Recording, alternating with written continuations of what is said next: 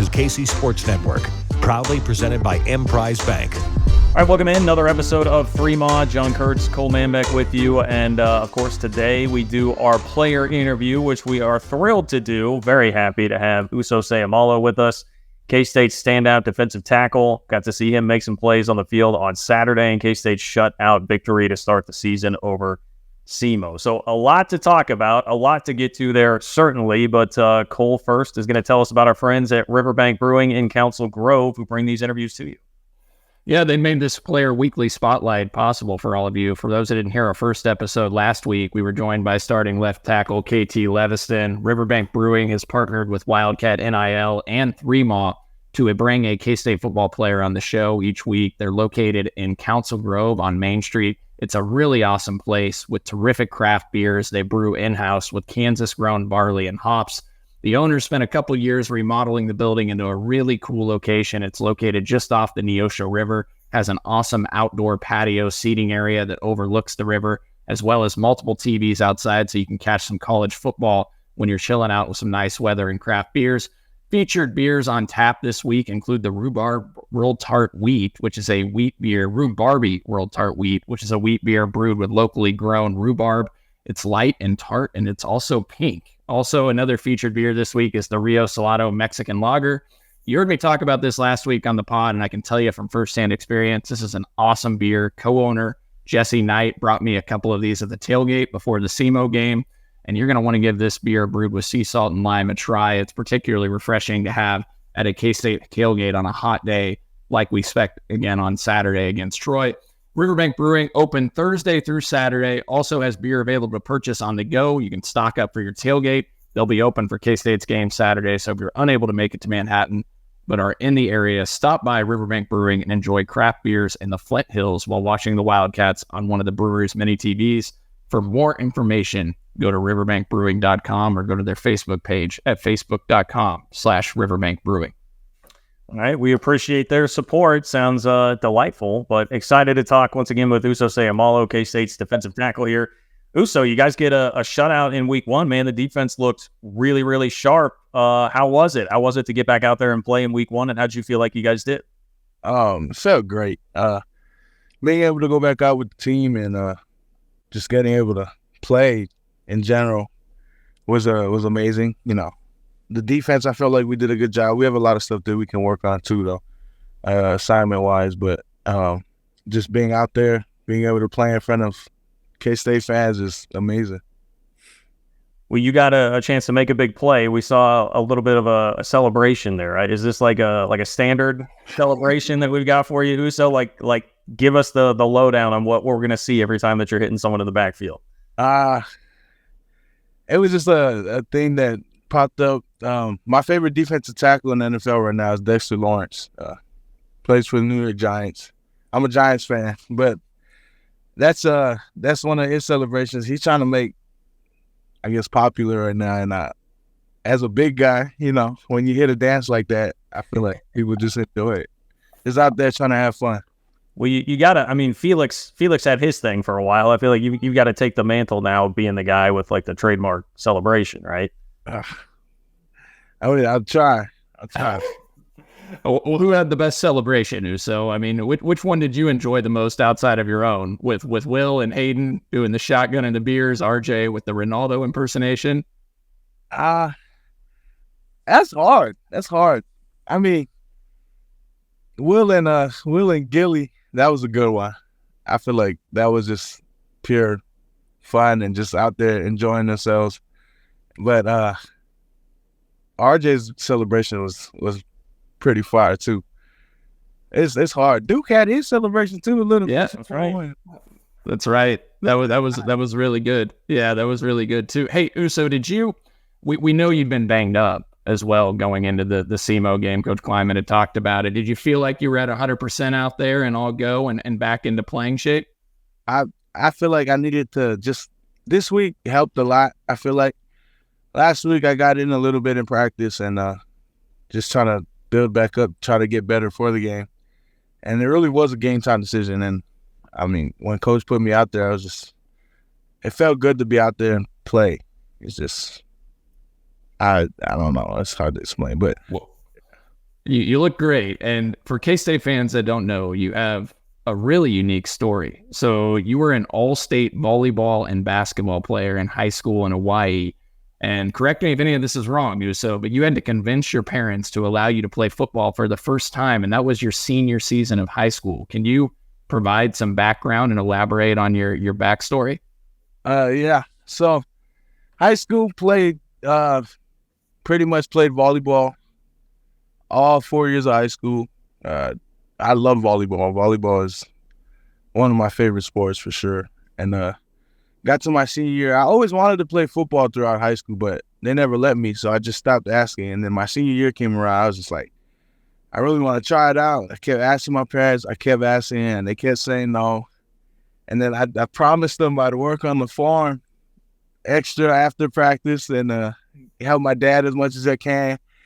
And he finally let me go to a summer workout just for fun, just to see how it was. And ever since then, they both said yeah, and they seen how much I liked the sport, watching me practice in high school, and they just said they should have let me play earlier. But I mean, everything happens for a reason. So it started like that and ended up here. Yeah, I mean that's pretty wild. Like, how are there transferable skills from volleyball? Like, I mean, or were there? Really, my question would be actually, Uso, like, did you not have the football coaches like begging you to come out to play when you're not actually playing through the first part of high school? Oh, no, they definitely kept asking me to come out and play. They kept talking to my parents, and parents just said no, and I just got tired of asking, so I stopped asking for the first 3 years of high school. And got to my senior year, I was like, it's my last year, might as well just try it out, see how it goes. And it turned out pretty good. Yeah, I would say so, man. I would say so. And you wind up going to Garden City Community College to play a couple of years at the junior college level.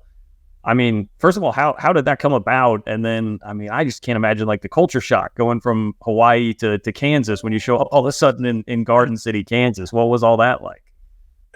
It was crazy. So we got off the plane in Wichita, and we're driving out to Garden. And the first thing that hit once we entered the county was the smell. It was the cow manure. And we looked at each other. We was like, "What is going on? Why is it bad? Did we run something over?"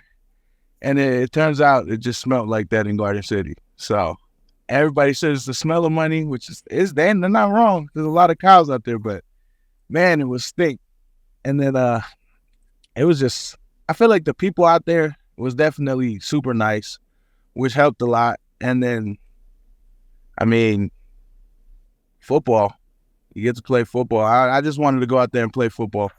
And that definitely helped with everything. So, Were your parents hesitant, Uso, on you leaving Hawaii to go out to Garden City, Kansas, and taking kind of a leap of faith on football? I mean, you only played 6 games in your high school football career. You're obviously a heck of a player, all conference and named to the All Hawaii Bowl. But was there any hesitancy on leaving and going to a place like Garden City?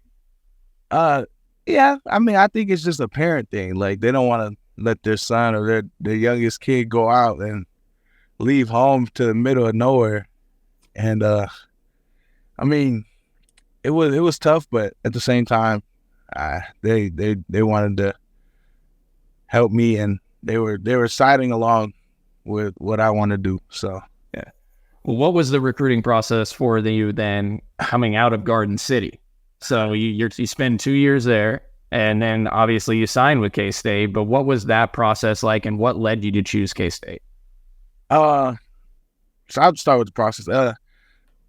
My first year at Garden, I just was there for football. My second year, I also there for football. But I didn't think I was gonna continue on with football after Garden City. I thought I was just there for 2 years and I'd be done.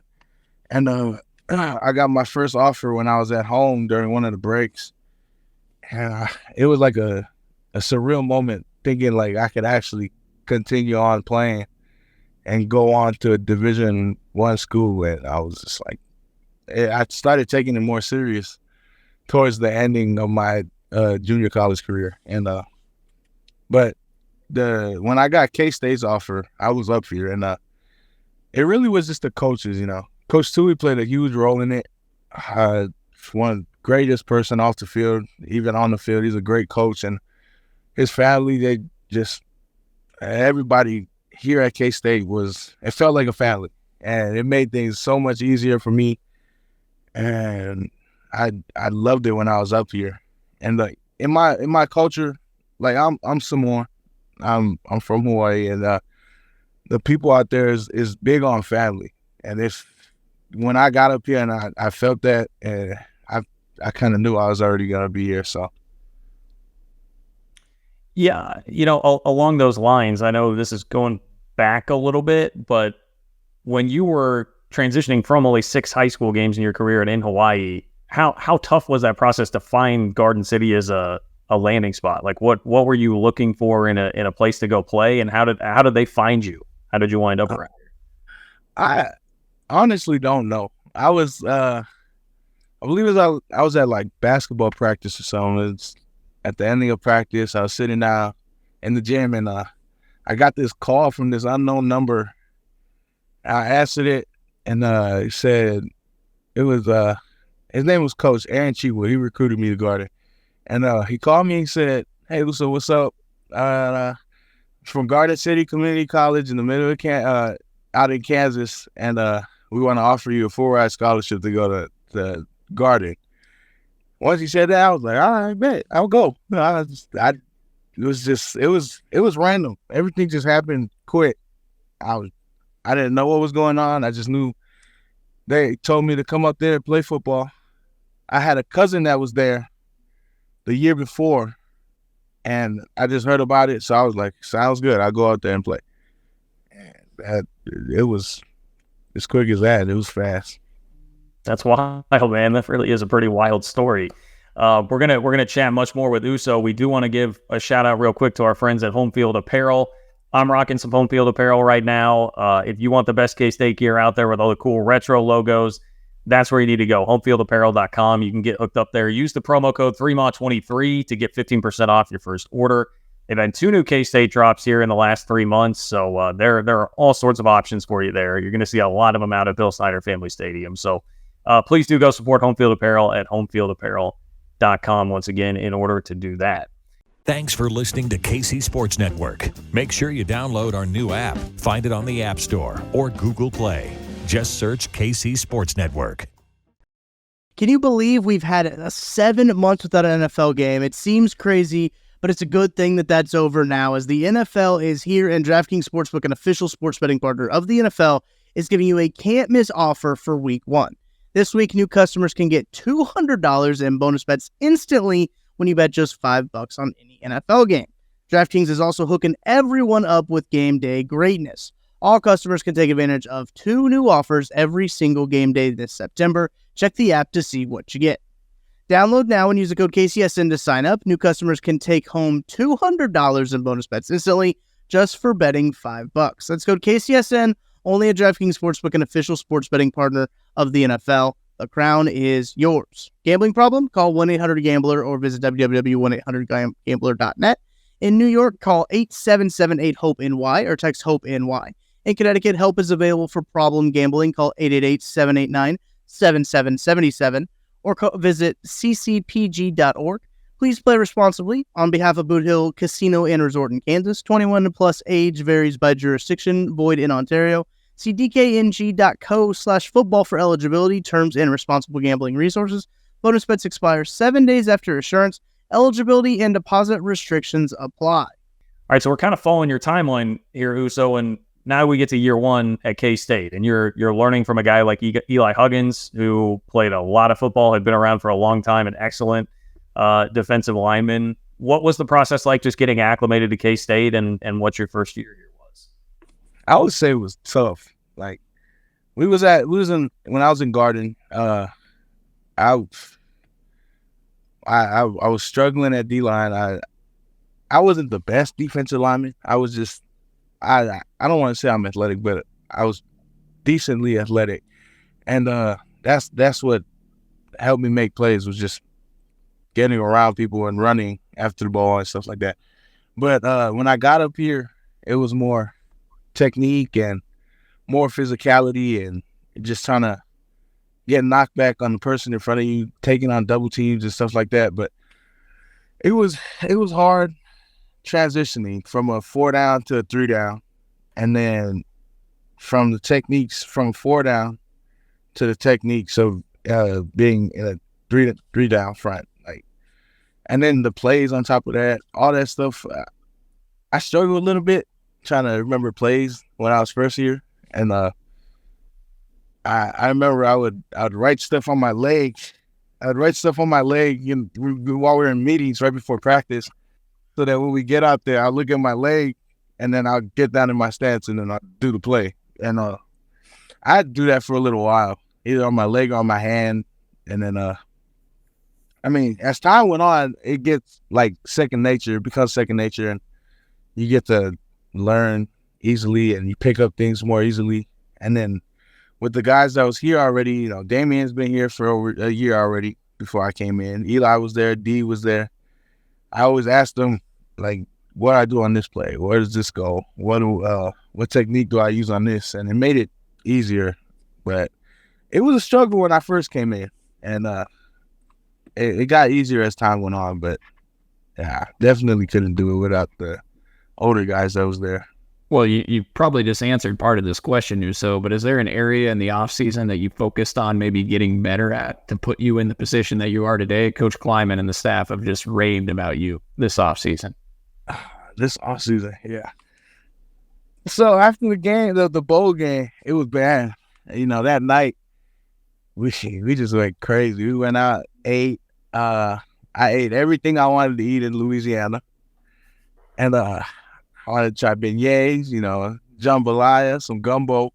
Had all of that, catfish, some boiled, some seafood boiled. And then I went home, and my mom just went crazy. My mom, I love my mom, but she got me a little bit heavier. And came back here when I weighed in, when I first touched down in Manhattan that year, the beginning of this year, I was 365. I was at 365, and I was like, dang, that's a lot. So I started playing basketball like maybe for a couple days before we started training, thinking that'd be fine. I kind of lost. I got down to like 359. I was like, okay, I'll be all right. I'll be good. Get back, and I died. I was dying. I fell out of runs. I fell out of some workouts. And after the first 2 weeks, I told myself that I can't be in this shape for the season. I kind of made it a goal for myself to get in shape and try to get back to a weight that I can play at and I can move at, and at the same time still be physical and demanding in the middle. And that was a goal. It took a lot, but I feel like I did a pretty decent job. I still got a lot more stuff I got to work on, but from then to now, it was definitely a haul. What are you at today, Uso? I weighed in at 330. Man, awesome. That's impressive. Yeah, it definitely is. And I appreciate the extra agility here, because when we were previewing the season, one of the things that I predicted was that you would have an interception this year. So I'm gonna need you to make that happen. So we get like a tip ball INT. Nate Matlack almost had one last week, so I feel like we can make this happen. We can. I just gotta get my hands up there quicker. Stop trying to hit the ball down. Well, Uso, you batted I remember the OU game last year in Norman. You batted 2 balls and up in the air in the same series, I think. So could we just get you to bat one up in the air and then just catch it and rumble? We want to see that. John and I both predicted you're going to get an interception. No pressure, but the crowd will go crazy if you can do that.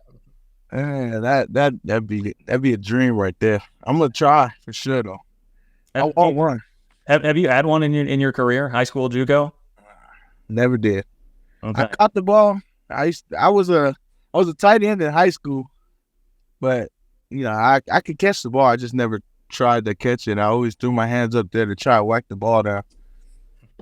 Well, I like that info. Tight end back in the day. I feel like that's good. That helps inform our prediction here. That makes us sound pretty smart. I'm also another thing I'm curious. I always like asking guys this, especially when we don't really know. I mean, you seem like a really fun loving guy, like fun personality. But when you're on the field, like do you turn into a trash talker when you're out there? I don't like the trash talk. I let everybody around me. They can trash talk. They can talk to me, but I can't trash talk. I don't like doing that. Okay, who's the biggest trash talker on the D line? I don't even know. I even think the D line has trash talk. I think more. Austin Moore gets pretty bad out there. Really? The machine?